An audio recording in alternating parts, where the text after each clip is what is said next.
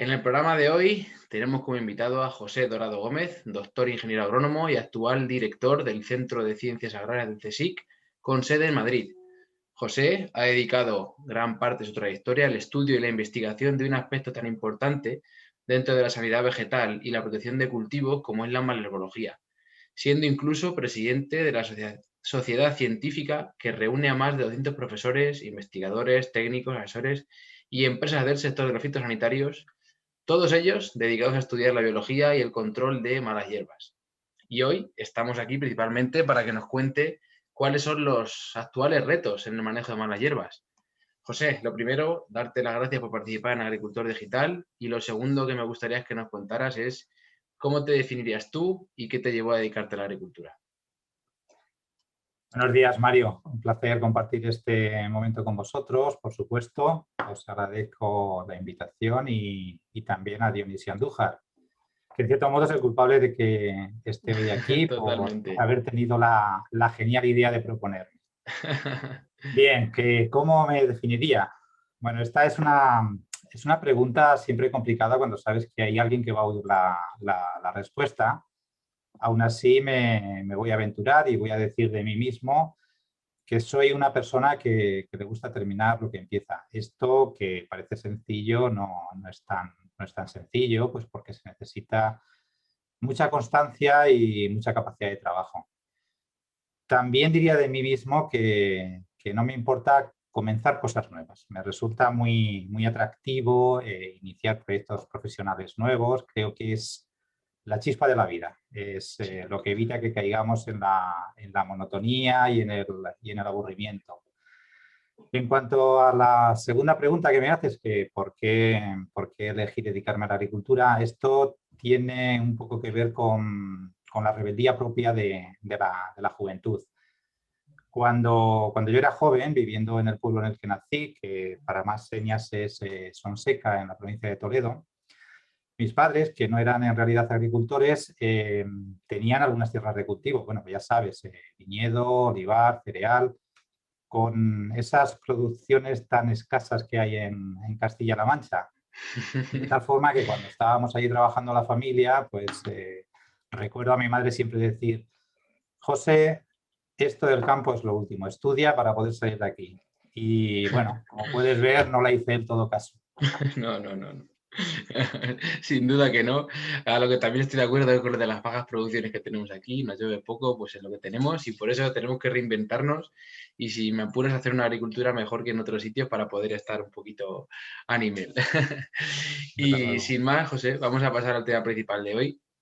Pero antes, para todas las personas que nos ven y nos escuchan, si os gusta esta serie de programas, os invito a que os suscribáis a través de nuestra página web para estar al día de todo lo que vamos publicando. Hemos habilitado, como ya sabéis, una sección para que podáis mandarnos dudas, preguntas, sugerencias, comentarios, con idea de realizar después una sección específica donde les daremos respuesta. Por supuesto, también podéis poneros en contacto con nosotros a través del email info@agricultordigital.com o a través de nuestras redes sociales. Desde Agricultor Digital agradeceríamos muchísimo una reseña o valoración positiva en cualquiera de nuestros canales. Eso nos ayuda a posicionarnos en buen lugar y que podamos seguir creciendo gracias a vosotros. Por poneros un ejemplo, actualmente el algoritmo de YouTube posiciona en primer lugar y muestra el contenido de todos aquellos vídeos que tienen un mayor número de likes, comentarios, por lo que en este canal en concreto se vuelve especialmente importante para nosotros. A pesar de que no nos gusta tener que pedirlo, estas cosas son muy importantes para el desarrollo de agricultor digital y se agradece mucho. Y José, sin más, vamos a pasar de hoy a los retos actuales en el manejo de malas hierbas. Y para contextualizar un poquito sobre tu carrera, desde tus inicios como profesional de la agronomía, has estado muy vinculado, con este tema de la malherbología. Y ya para tu tesis doctoral estuviste evaluando cómo era el desarrollo de esas malas hierbas bajo diferentes sistemas de manejo de suelo, como no laboreo, minivo laboreo, etcétera. ¿Cómo ha evolucionado el manejo de malas hierbas desde entonces hasta la actualidad?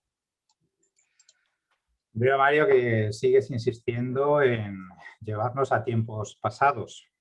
Bueno, fuera de bromas, y quería comentarte que sí que es verdad que guardo un bonito recuerdo de mi tesis doctoral, pues por lo que ello supone, juventud, ilusión, proyectos importantes e inéditos, y me gustaría subrayar esta última palabra, la de inédito, porque Debes tener en cuenta que hace 25 años, cuando yo estaba con la tesis doctoral, el no laboreo o siembra directa, como también se la conoce, era una técnica bastante novedosa en aquel momento y poco estudiada en lo que afectaba a las malas hierbas, en lo que afectaba al banco de semillas de estas malas hierbas y también a las propiedades del suelo. Nuestros trabajos creo que pusieron un poco de luz en este tema. Me estás preguntando cómo ha evolucionado el manejo de las malas hierbas desde entonces. Yo diría que ha habido cambios muy importantes en estos 25 años. En primer lugar, contextualizando, en aquella época, finales del siglo XX, muy poca gente cuestionaba los herbicidas. Eran herramientas fundamentales en la lucha contra las malas hierbas. Esto no ocurre hoy en día. Hoy en día las políticas europeas están llevando a la retirada en los registros de sustancias activas autorizadas a muchos de estos herbicidas que antes se utilizaban de forma generalizada. Por otro lado, y muy relacionado con este tema, también han aparecido biotipos de malas hierbas resistentes. Esto está a la orden del día. Es un serio problema para muchos cultivos donde el manejo de las malas hierbas se fundamenta precisamente en el uso de herbicidas. Me refiero, por ejemplo, a los cultivos extensivos, los cereales, Sí. el maíz, donde es muy complicado prescindir de esta herramienta. Bueno, como ves, estoy hablándote solamente de problemas. También en estos años ha habido cosas buenas, no todo va a ser negativo. Han surgido algunas propuestas interesantes para intentar solventar estos problemas. Me refiero, por ejemplo, a esta corriente que ha surgido con gran fuerza, que es la práctica de la gestión integrada. Es una técnica que se fundamenta en el uso de todas las posibilidades de manejo, es decir, métodos preventivos, métodos biológicos, métodos físicos, y ya en último lugar, cuando no queda más remedio, recurrimos al control químico. Eso sí, este control químico planteado con una correcta elección del herbicida, por un momento adecuado de aplicación, una dosis indicada por el fabricante y con la maquinaria en óptimas condiciones. También, y muy importante dentro de la gestión integrada, es la posibilidad de, más que la posibilidad, la obligación de rotar sustancias activas para intentar evitar estas resistencias que mencionaba anteriormente. Otra cosa buena que ha traído también el paso del tiempo en estos 25 años es la adopción de nuevas tecnologías y la digitalización de la agricultura. El campo no está siendo ajeno a esta evolución tecnológica y cada día estamos más familiarizados con las aplicaciones, las apps que nos ayudan a tomar decisiones, con los drones y otras plataformas de vigilancia de los cultivos. Seguro que en la entrevista que mantuvisteis con Dionisio Andújar comentasteis con bastante más detalles de este tipo de tecnologías. Sí, sin duda. Y para quien no la haya visto, pues evidentemente le animamos a que vaya después de escuchar esa, porque la verdad que fue un gran rato con Dionisio y aportó bastante conocimiento y luz sobre las aplicaciones que tiene la tecnología en este manejo de las malas hierbas. Y ya nos has contado un poquito los inicios de tu carrera. Después de ello comienzas una carrera como investigador del CSIC, combinándolo también con labor de profesor asociado en la Universidad Politécnica de Madrid y hasta llegar a científico titular. Una de las cosas fundamentales para dar ese paso es haber pasado etapas postdoctorales en el extranjero.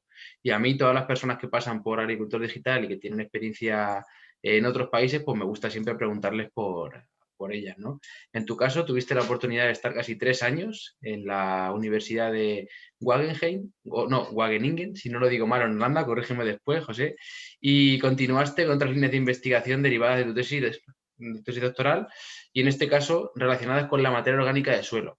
¿Qué puedes contarnos de esa etapa postdoctoral en el extranjero? Pues sí, esta etapa en el extranjero es una etapa interesante dentro de la carrera investigadora de cualquier persona que finalmente ha terminado trabajando bien en un organismo público de investigación como es el CSIC, donde yo estoy trabajando, o bien en cualquier universidad. Si me permites un momentito, porque me parece que esto es una etapa importante en Sí. la carrera de formación de cualquier investigador a los que tú puedas traer a tu programa, para que se entienda un poquito, ahora que está de moda en los medios de comunicación el CSIC, que tienen que pasar los y las jóvenes antes de entrar en plantilla dentro de nuestro organismo. Pues bien, todo esto empieza, por supuesto, con una tesis doctoral. Estamos hablando de que más o menos la persona ya ronda los 30 años de edad y a partir de ahí empieza un periplo de solicitudes de becas postdoctorales.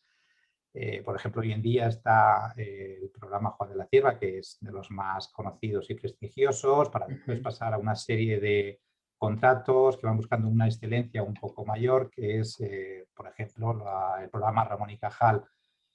Y ya en este momento estamos hablando de que el investigador todavía no en plantilla ronda los 40 años, una etapa que realmente contada así desde fuera puede parecer un camino penoso y tortuoso y nada más lejos de la realidad, porque hay que tener en cuenta que todo esto hay que tomárselo siempre como una carrera de resistencia, hay que cubrir una etapa formativa, esta es obligatoria, en la cual pues, uno desarrolla una serie de proyectos de investigación, obtiene unos resultados que son originales y al final lo que consigues es conocer mundo. Aquí voy a la parte de conocer mundo. Tú estás preguntándome por los 3 años que pasé en Holanda, en una universidad que es de difícil nombre, que se llama Wageningen, que bueno, es muy conocida, es una universidad agraria agrícola en Holanda de bastante prestigio internacional. Bueno, ¿qué te puedo contar de aquella época? Pues lo primero de todo es que si dejamos aparte un poquito la parte personal, porque quieras que no, estamos hablando de una interrupción en tu vida personal. En mi caso, yo cuando me fui a Holanda, pues dejé aquí en Madrid a mi mujer y a mi hijo recién nacido, con lo cual pues me perdí los primeros 3 años de su infancia. Digo que a pesar de esto, he de reconocer que la experiencia en un centro extranjero es a todas luces enriquecedora y yo creo que debería ser obligatoria para todas las personas que nos dedicamos a esto. ¿Por qué? Porque aparte de mejorar el idioma, pues lo que te permite es conocer una forma diferente de organizar el trabajo y sobre todo te permite establecer unas relaciones con personas y grupos de investigación que lo que van a hacer es facilitar tu tarea futura en proyectos internacionales. Y aquí me permites otra licencia, es que esto es muy importante. En nuestro Por trabajo supuesto. conviene no olvidar que los científicos en España, bueno, y en el resto de países, debemos obtener la financiación para realizar nuestros proyectos en convocatorias competitivas financiadas en la mayoría de las ocasiones por la Comisión Europea. Y para esto es bueno concurrir con ciertas garantías. Me refiero a que es fundamental formar parte de un consorcio internacional potente que tenga posibilidad de éxito en estas convocatorias. Volviendo a Holanda, mi trabajo en Holanda. Bueno, pues efectivamente fueron 3 años apasionantes, pero ocurre que todo este trabajo que realicé allí, que tenía que ver con mi parte de tesis dedicada al estudio de la materia orgánica del suelo, era un trabajo más relacionado con técnicas de laboratorio que a lo que realmente me estoy dedicando hoy en día, que son trabajos un poquito más aplicados, dirigidos a la protección de cultivos y más concretamente a las malas hierbas. Sí, Perdona sí, el sí. rollo que te he contado, pero bueno, No, pero seguro que me es muy parecía, interesante me para parecía aquí. importante. No, y es un tema bastante desconocido. Yo, por ejemplo, desconocía por completo cómo funcionaban este tipo de instituciones, por llamarlo de alguna forma, y qué había que hacer para llegar a trabajar allá, con lo cual seguro que entre nuestros seguidores o las personas que nos escuchan hay alguien que le haya aportado. Entonces, con eso nos quedamos. Y como has comentado, o como he comentado, mejor dicho, en la intro, has presidido también la Sociedad Española de Malherbología durante varios años. Para quien no conozca lo que es esta sociedad y lo que aporta y pueda estar interesado, cuéntanos qué es lo que aporta la asociación y cómo puede una persona afiliarse a ella. Sí, bueno, esta sociedad, la SEM, por las siglas de Sociedad Española de Malherbología, es una sociedad científica sin ánimo de lucro. Fue constituida hace ya bastantes años, en el año 1989, y está formada por grupos profesionales de diferente procedencia, ¿no? Pues desde colectivos de las universidades, las empresas privadas y también organismos públicos de investigación. Yo creo que lo mejor para ver lo que aporta a nuestra sociedad, quizás me gustaría invitaros a visitar la página web, que escribís Sociedad Española de Malerbología o SEM y os va a salir la primera. Bueno, a veces sale la segunda porque Google nos sitúa por encima de nosotros la Sociedad Española de Medicina Homeopática, que tiene las mismas siglas, pero bueno, en cualquier caso no os vais a despistar. Y ahí vais a encontrar, bueno, pues todas las actividades que promueve la SEM, que están pues relacionadas con la investigación, la divulgación y otro tipo de actividades, todas ellas relacionadas con la malerbología, por ejemplo. Me vienen a la mente las jornadas técnicas que tienen muy buena aceptación. Son jornadas en las cuales nos desplazamos a una zona de España, una región donde hay un problema con unas determinadas malas hierbas en un cultivo y allí se reúnen pues, en torno a 300, 400, 500 personas que puedan estar interesadas en ese tema concreto. Eh, Temas emergentes como pueden ser las resistencias a herbicidas, son bastante interesantes. Se organizan un par de jornadas al año más o menos y como te digo tienen bastante aceptación. También celebramos un congreso científico cada 2 años en el cual coincidimos todos los grupos profesionales que trabajamos en España y en los países de nuestro entorno como pueden ser Portugal e Italia e incluso países más lejanos como ciertos países de Latinoamérica con quienes mantenemos una relación bastante estrecha.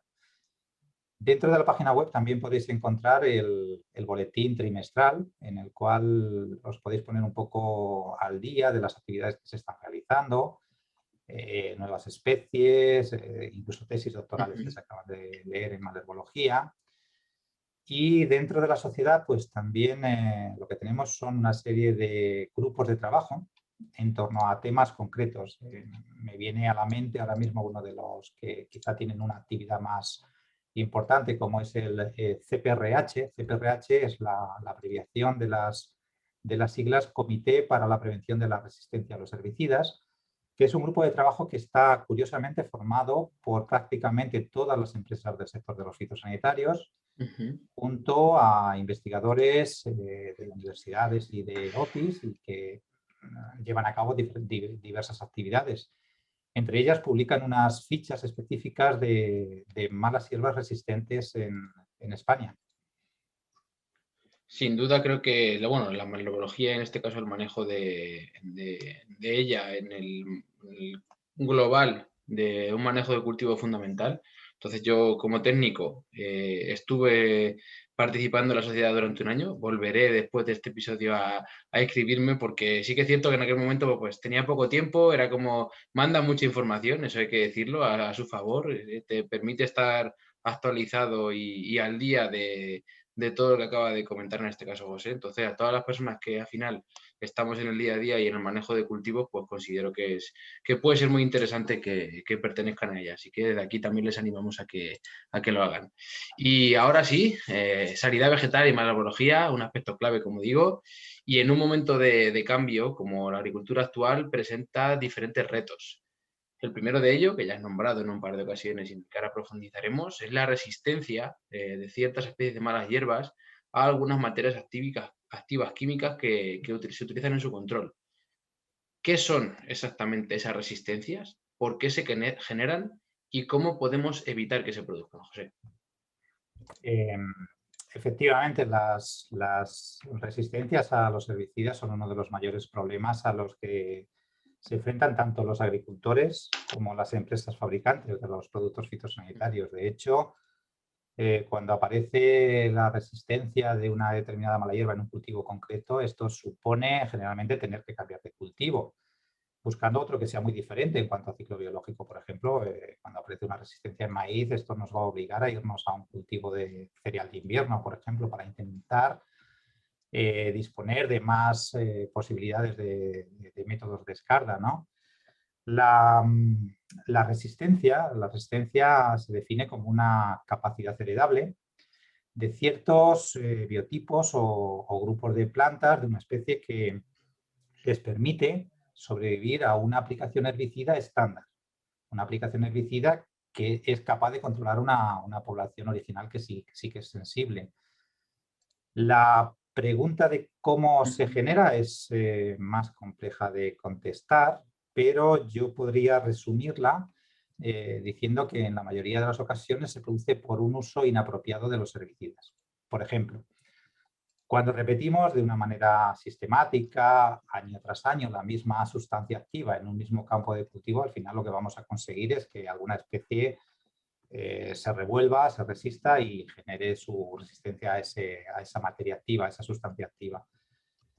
También se pueden generar en un contexto, en un mundo global como en el que vivimos,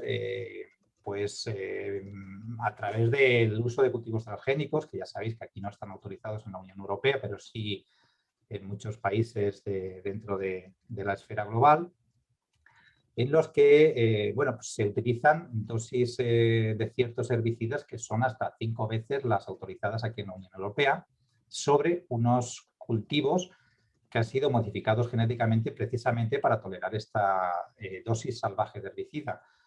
En muchos casos lo que se está provocando es que algunos biotipos, pues, como digo, vayan contra este, digamos, método agresivo y salvaje y desarrollen una resistencia. Estos biotipos generan semillas, esas semillas van a acompañar en la época de cosecha a esas semillas de soja o maíz procedentes de estos países donde están autorizados los transgénicos y finalmente pues, se distribuyen al resto del mundo. ¿Cómo evitarlas? Pues el consejo siempre es diversificar. Diversificar es, por ejemplo, con la rotación de cultivos. Como decía antes, hay que introducir especies diferentes con un ciclo biológico diferente, a ser posible cambiando siembras de otoño por siembras de primavera-verano, lo que nos va a dar una oportunidad de utilizar otras opciones de escala. También podemos evitarlas con medidas preventivas, utilizando semillas certificadas libres de malas hierbas, cuidar la limpieza de los equipos de laboreo y recolección, utilizar otras prácticas culturales intentando que estas especies que tienen semillas resistentes no las incorporen al banco del suelo, por ejemplo, segando. Y muy importante siempre dentro de la diversificación es la rotación del modo de acción herbicida. De esta forma vamos a reducir de forma sustancial la probabilidad de que de estas resistencias aparezcan. Bueno, sí, insistir también en lo que ya he comentado antes, que es la gestión integrada. Repito, el empleo de los herbicidas solo cuando sea necesario.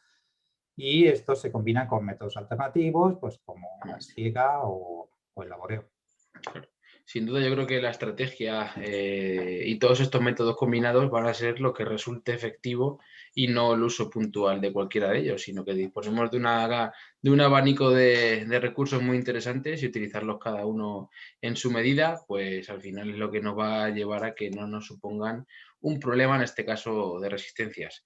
Por bajarlo un poco a la tierra, no sé si, corrígeme si pongo mal el ejemplo, pero al final las plantas no dejan de ser un ser vivo y al final su principal objetivo en la Tierra es sobrevivir y extender su especie, con lo cual al final ante un agresor, en este caso como puede ser un herbicida que atenta contra su supervivencia, al final encuentra estrategias a través de su fisiología para combatirlo y que éste no le afecte, al igual que nosotros lo hacemos con, en este caso, virus, bacterias, microorganismos, pues las plantas lo hacen al igual con una molécula química que en este caso atenta contra su vida, ¿no? Así que junto con todo lo que ha dicho José, seguro que poquito a poco seguimos mejorando para utilizar cada vez el recurso de los químicos en menor medida, con materias activas más respetuosas y que, por otra parte, sea igual o más efectivo.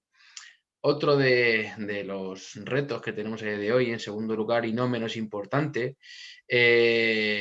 es esa teoría que tienen los agricultores y muchos de los técnicos podemos tener en ciertos momentos de que cada vez tenemos menos herramientas químicas para combatir este agente, que es la mala hierba, y que ejerce una competencia directa con nuestros cultivos. ¿Es esto realmente así, José? ¿Cuál consideras que es el futuro de los herbicidas en cuanto a la disponibilidad de materias activas, dosificación y demás? Sí, sí, sí. Esto es una realidad. Digamos que es la consecuencia de las políticas que se están marcando desde la Unión Europea, que están, como bien sabes, dirigidas a proteger la salud de las personas y el medio ambiente, al tiempo que se busca una actividad agrícola sostenible. Creo que el mayor impacto de estas políticas se produjo a partir del año 2009, cuando se publicó la Directiva Comunitaria para el Uso Sostenible de los Plaguicidas. Esta directiva trajo consigo dos cambios muy importantes. Por un lado, se retiró del registro todas aquellas sustancias activas que eran consideradas como peligrosas. Y por otro lado, lo que cambió esta directiva fue el establecimiento de un marco legal para fomentar la gestión integrada, que ya hemos comentado en varias ocasiones a lo largo de esta entrevista, que prioriza los métodos no químicos a los químicos. Siempre que los métodos no químicos se lleven a cabo un control satisfactorio de las plagas. Claro.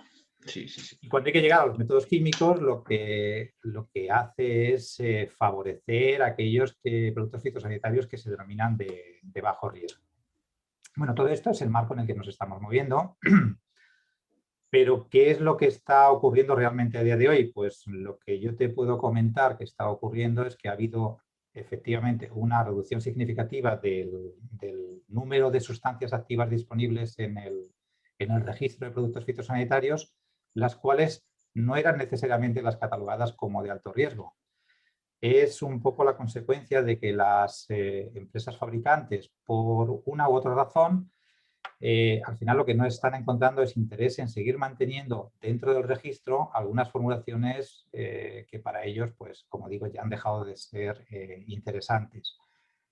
En este contexto también tenemos que situar una política que también viene de Europa, que es lo que denominan el Pacto Verde, que ellos han llamado de una forma muy llana de la granja a la mesa, que lo que se marca esta política como objetivo es reducir a la mitad el uso de plaguicidas químicos para el año 2030. Además, teniendo especial atención a los plaguicidas que son los considerados peligrosos. Digamos que con este panorama ya contesto a tu segunda pregunta sobre el futuro de los herbicidas y su disponibilidad. La cosa está clara, los agricultores van a disponer de muchas menos herramientas químicas para manejar las plagas, enfermedades y malas hierbas. Y yo creo que esta circunstancia que ya conocen los agricultores, poco a poco la van a tener que ir asumiendo, como están asumiendo otra serie de cambios que nos está provocando esta normativa europea.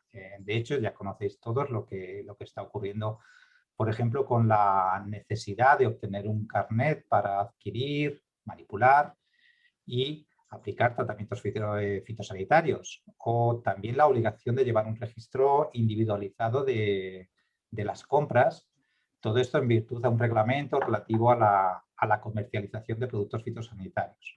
Como digo, no nos queda más remedio que adaptarnos, sobre todo si queremos acogernos a las ayudas de la PAC, que parece que van a establecer como condicionalidad para la percepción de estas ayudas el cumplimiento del objetivo de reducción de plaguicidas. Y creo que también, con bastante probabilidad, van a incluir la adquisición de maquinaria agrícola de precisión. Claro. Sí, sí, sí. Sin duda. Y como tercer tema, por el que me gustaría preguntarte, y que ya tratamos con Dionisio Andújar en la entrevista que hemos mencionado anteriormente, es esa adaptación de la protección de los cultivos a las nuevas tecnologías, a la digitalización, y en este caso, pues centrado en el manejo de esta flora albense. ¿Qué perspectivas ves a la adopción de este tipo de tecnologías por parte de los agricultores? Y por otro lado, ¿qué dificultades estáis encontrando en el camino para esta adopción? Sí, son dos preguntas muy interesantes. Bueno, ya como te he comentado, la adopción de maquinaria de precisión es una de las posibilidades que yo veo con más viabilidad en el futuro de los tratamientos fitosanitarios, los tratamientos químicos. De alguna manera, las tecnologías para la detección de los problemas, la detección de los focos donde se encuentran las malas hierbas y su posterior tratamiento localizado están evolucionando a buen ritmo y ya existen muchas opciones en el mercado. Lo que ocurre es que a pesar de esta disponibilidad de tecnologías para llevar a cabo la agricultura de precisión, la realidad es que aún están un poquito lejos de ser aceptadas por el conjunto de los agricultores. La pregunta del millón sería, ¿por qué si sabemos que nuestro problema, me refiero por ejemplo a las malas hierbas, se concentra en una zona determinada del campo, por qué preferimos realizar una aplicación sobre el conjunto de la parcela y no reducirla a la zona donde se concentra este problema? Pues bien, llevamos muchos años reflexionando sobre esto y aún no conocemos la respuesta exacta. Yo podría elevar algunas preguntas aquí al aire. Podría suponer que el agricultor no adopta estas medidas porque el coste de las tecnologías no es asequible ni rentable para el agricultor. Es posible, pero siempre existe la opción de compartir estos costes, bien a través de la contratación de una empresa de servicios o bien a través de cooperativas de agricultores. También podríamos plantearnos que el agricultor no las adopta porque el precio de los herbicidas pues, no es tan caro como para pensar que una reducción proporcional de esta cantidad a la zona donde se concentra el problema resulta económicamente rentable. A ver, por poner un ejemplo, un agricultor que se plantea hacer un tratamiento en el conjunto de la superficie puede pensar que se va a gastar unos 50 euros hectárea. Si el problema se reduce a una superficie de un, digamos, 40%, el coste del herbicida bajaría a 20 euros por hectárea, 50 a 20, bueno, pues tampoco es tanto el ahorro comparado con la inversión que tengo que hacer en esta nueva tecnología.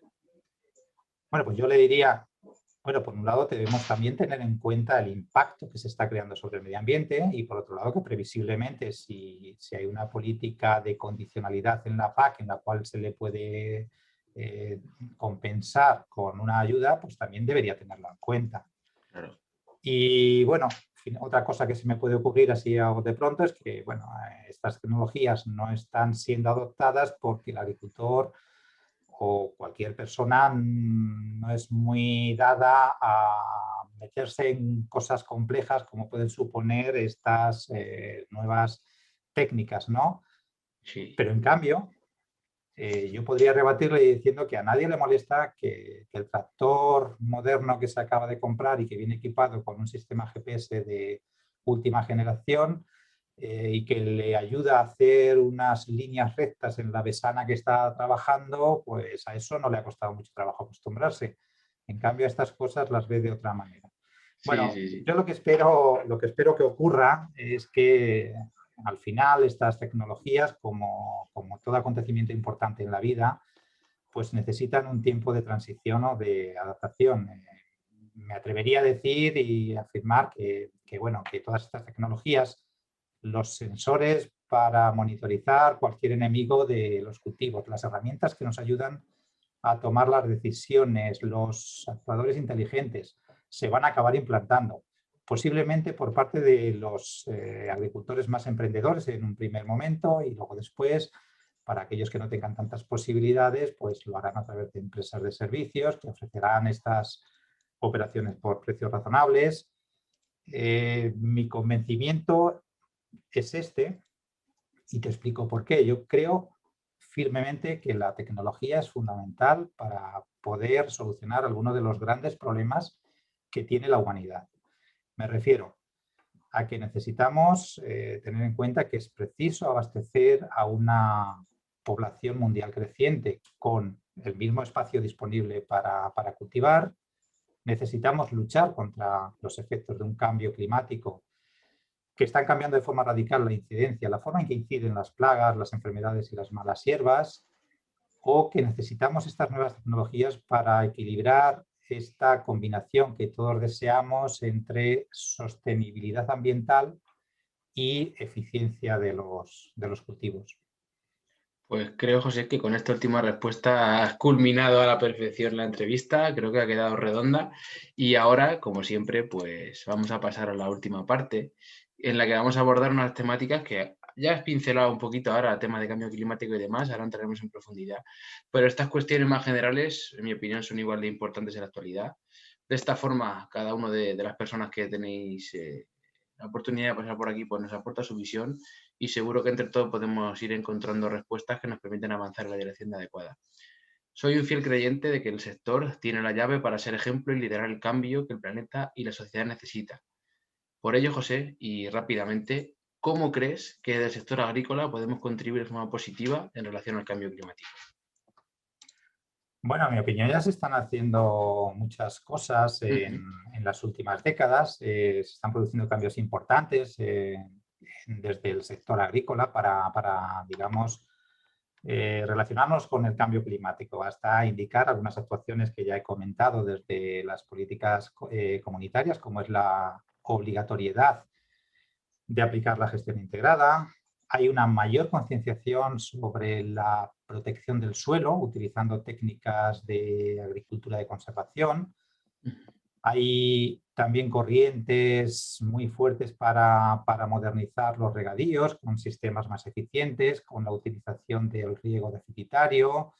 Bueno, una serie de actuaciones que todos conocemos y que se están practicando. Pero quizás hay alguna cosa nueva que nos está surgiendo en los últimos momentos y que me refiero al hecho social que hasta ahora era desconocido, que consiste en que hay una corriente para frenar la despoblación rural. Por un lado, posiblemente motivado por la situación de pandemia que estamos viviendo, que está animando a mucha gente a moverse desde la ciudad y buscar un entorno rural. Y por otro lado, porque esta concienciación está surgiendo desde las instituciones que llevan un tiempo detectando este desequilibrio entre la población urbana y la población rural. Precisamente leía ayer en un periódico de tirada nacional que desde el Ministerio de Transición Ecológica van a dedicar, creo que 10.000 millones de los fondos europeos a este fin, con el objetivo de conseguir, creo que pretendían que el mundo rural debería aportar el 30% del PIB nacional.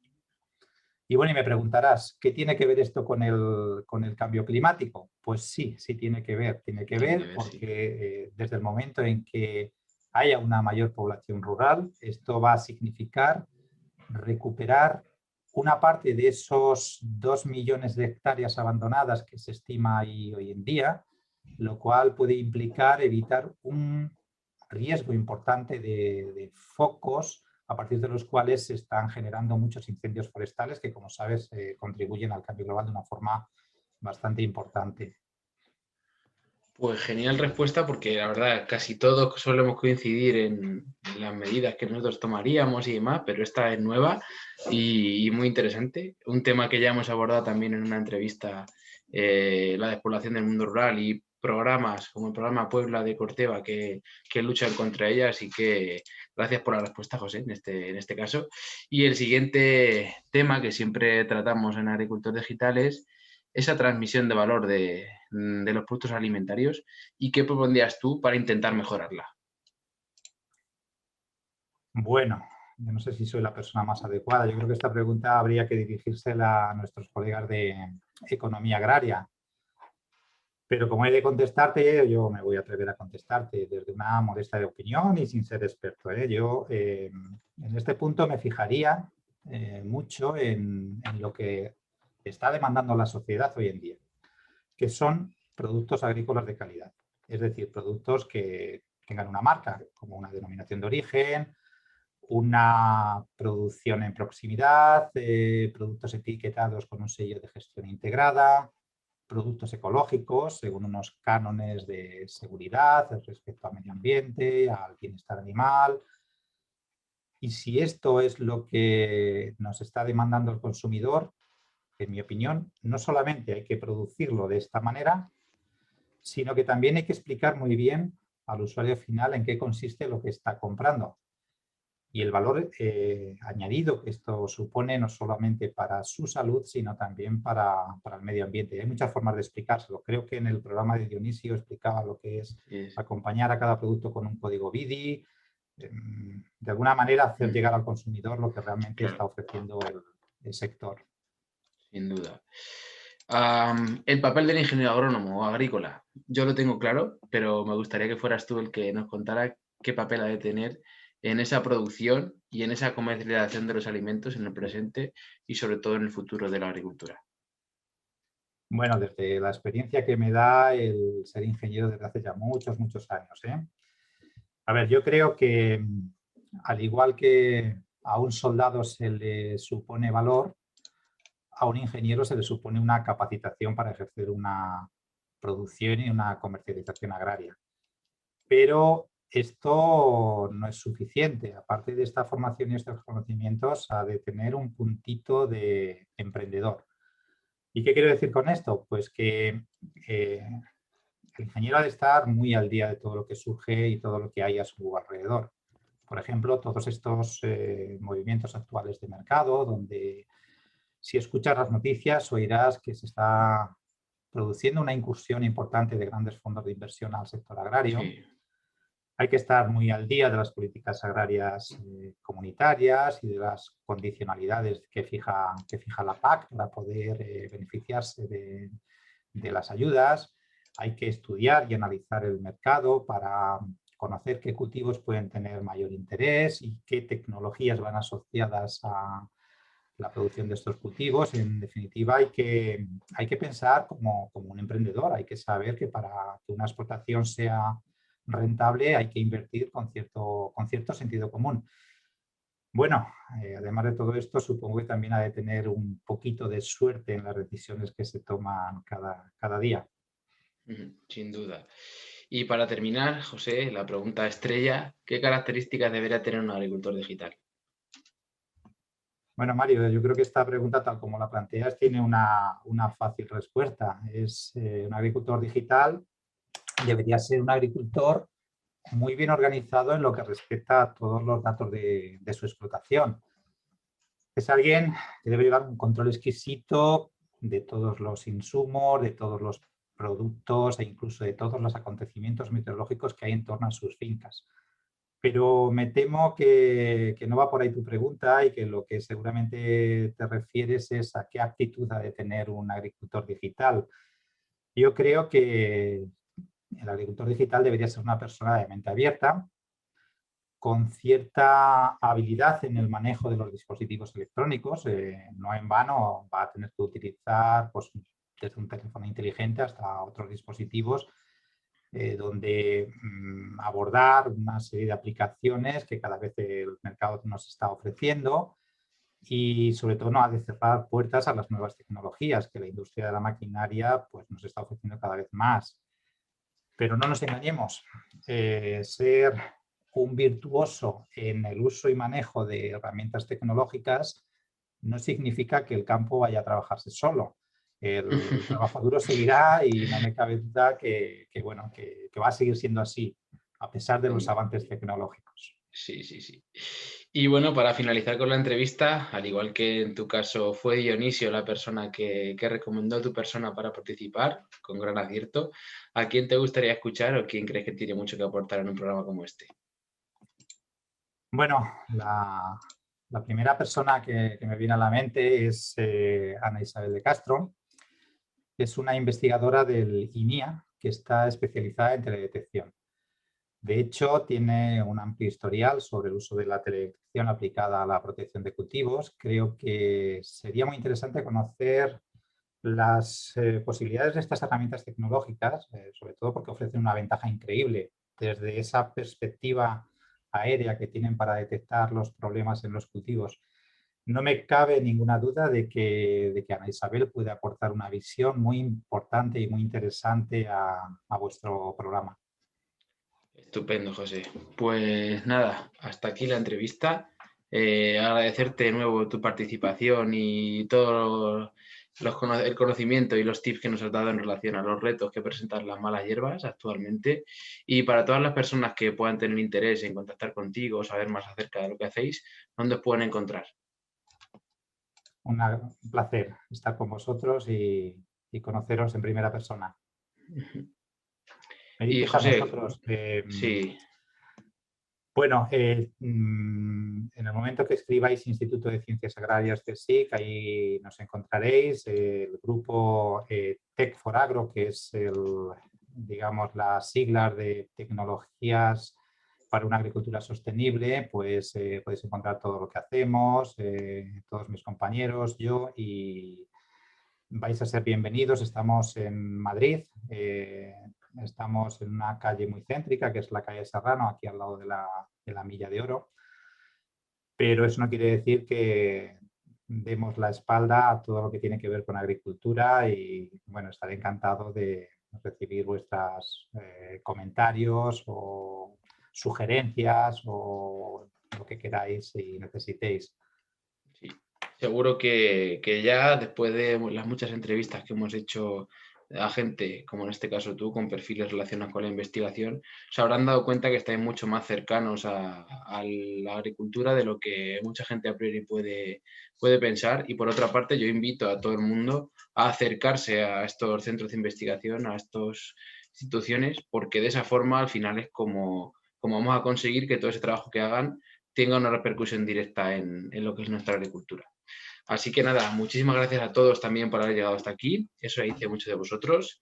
Espero que hayáis disfrutado con esta nueva entrevista de Agricultor Digital y, por supuesto, os esperamos en las siguientes. No os olvidéis seguir aportando vuestro granito de arena en el día a día para dignificar la figura del agricultor y seguir posicionando a nuestro sector en el lugar que le corresponde. Hasta la semana que viene.